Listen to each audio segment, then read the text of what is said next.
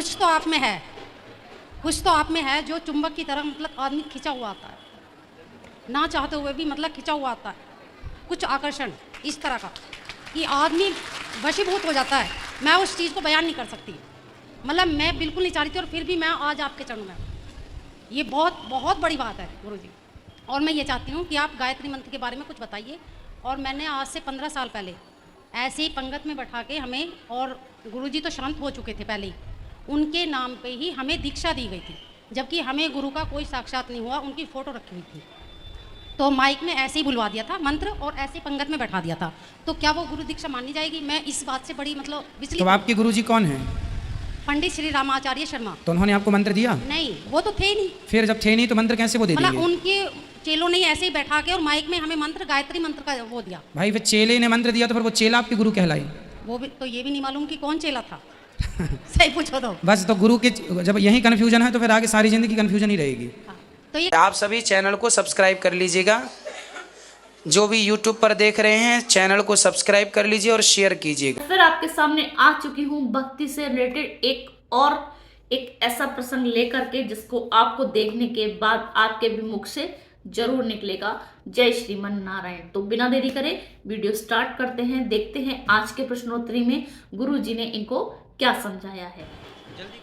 श्रीमन नारायण गुरुजी।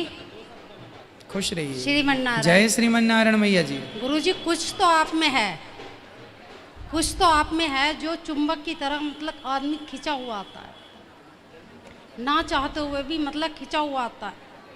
कुछ आकर्षण इस तरह का कि आदमी वशीभूत हो जाता है।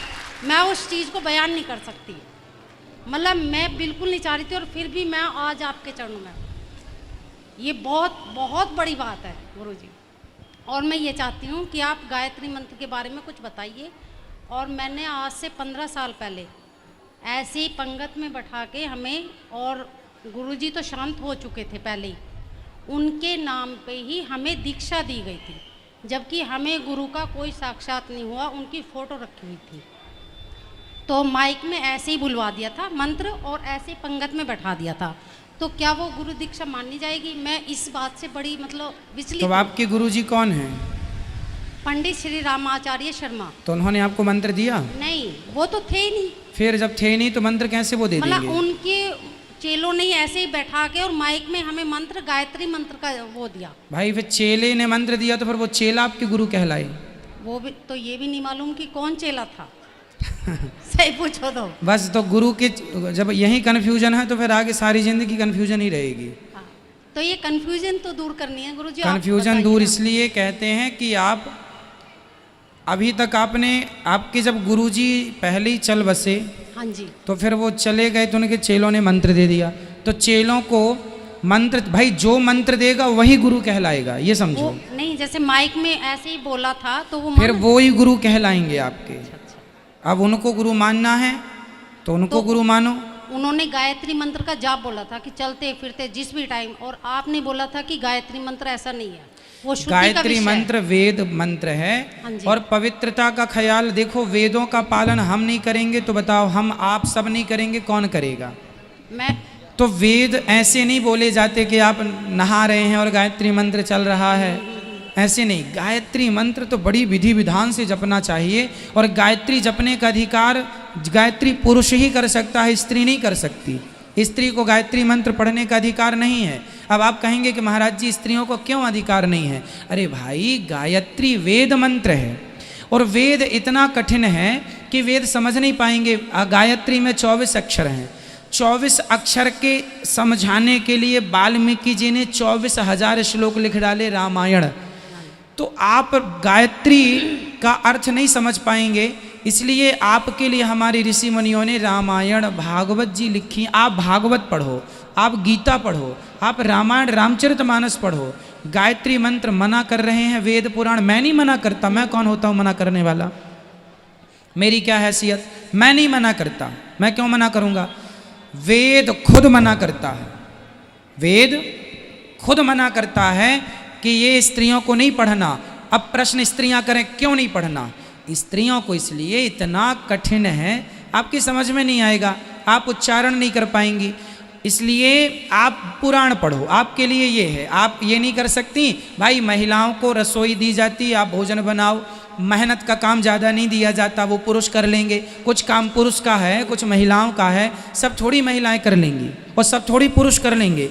अब पुरुष लोग गाना क्यों, भगवान आपने हमारे साथ बड़ा गलत किया, स्त्री ही माँ बनती है, पुरुष क्यों नहीं माँ बनता? भगवान ने तो बड़ा स्त्रियों को सब दे दिया है ना, माँ बनने का अधिकार, माँ स्त्री बनेगी। पुरुष का भी किसी का मन हो भाई हम भी माँ बने, फिर वो तो भगवान को गुस्सा करे, प्रभु आपने बड़ा गलत किया। अरे भाई सबके डिपार्टमेंट बटे हैं, स्त्री का क्या काम है, पुरुष का क्या है। उसी प्रकार स्त्री वेद पुराण ना, स्त्री वेद ना पढ़े पर पुराण पढ़ सकती है, समझ सकती है, इसलिए पुराण, वेदों का अर्थ ही पुराण है। गुरुजी मैं 15 साल से वही गायत्री मंत्र जाप करती हूँ, लेकिन आपकी भागवत जब से स्टार्ट किया मैं जभी से कन्फ्यूजन, क्योंकि आपकी मैं सुनती हूँ, मेरे उस क्वेश्चन का आंसर मिल जाता है उसी में, लेकिन मैं स्पेशली इसी उसके लिए आई हूँ। ये मेरी, फिर अब मैं क्या करूँ, मतलब दोबारा मतलब मंत्र लूँ या गायत्री मंत्र, क्या करना चाहिए अब देखो ये आपका निर्णय है, इसमें मैं कुछ नहीं। मैं तो ये मानता हूँ कि भाई हमारे गुरुजी ने हमें मंत्र दिया, तो वो हमारे गुरुजी, तो भाई मंत्र जब आपको गुरुजी, एक तो आपका ये कन्फ्यूजन है कि आपके गुरुजी पहले ही भगवान के घर चले गए, और फिर वो आपके गुरु कैसे हो सकते हैं जब उनने मंत्र नहीं दिया। हाँ मानने के लिए तो मान लो, विद्वान को आप गुरु मान सकते हैं कि चलो ये गुरु स्थान पर है, पर मंत्र जो देगा वो आपका गुरु माना जाएगा। फिर उन्होंने गायत्री मंत्र दिया और कोई मंत्र नहीं दिया। हाँ तो भाई गायत्री मंत्र तो, गायत्री मंत्र अलग विषय है। मंत्र जपने वाले, आत्म कल्याण करने के लिए हम लोग, इसलिए हनुमान जी क्या जपते हैं, श्री राम जय जय राम। नारद जी ने ध्रुव जी को कौन सा मंत्र दिया, ओम नमो भगवते वासुदेवाय। हमारी परंपरा संप्रदाय में अष्टाक्षर मंत्र होता है, हमारा मूल मंत्र 8 अक्षर का है। 8 अक्षर क्यों है, क्योंकि भगवान श्री कृष्ण का जन्म अष्टमी को हुआ, राधा जी का जन्म अष्टमी को हुआ, रामायण में कांड 8 लिखे, बालकांड से लवकुश कांड, इसलिए 8 अक्षर। हमारा जो मंत्र है सभी वेद पुराणों में वो मंत्र पाया जाता है। तो मंत्र ऐसा हो, छोटा सा मंत्र हो और निकल जाए। अब कोई मर रहा हो तो मरते समझ के मुझसे गायत्री मंत्र 24 अक्षर कैसे निकलेंगे, इसलिए 2 अक्षर का राम नाम, राम राम जप लो, कल्याण हो जाएगा। पर वो भी राम जब गुरुजी जो मंत्र देंगे वो पावरफुल होगा। तो फिर गुरुजी दोबारा मंत्र ले सकते? हाँ बिल्कुल ले सकते।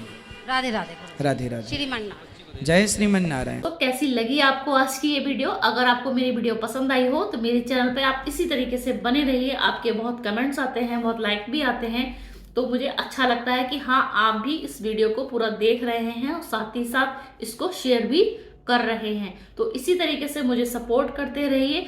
इसी तरीके की वीडियो के साथ मैं फिर हाजिर होंगी। तब तक हाँ, आज कहीं लिखना ना भूलें कमेंट सेक्शन में जय श्री राधे।